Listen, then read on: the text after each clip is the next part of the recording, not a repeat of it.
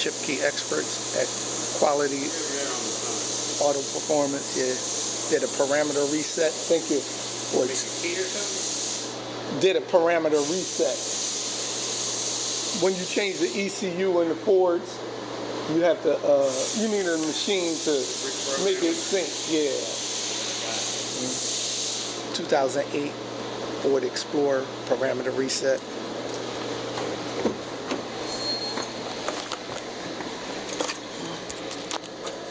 Car starts now. They changed the ECU. Car start.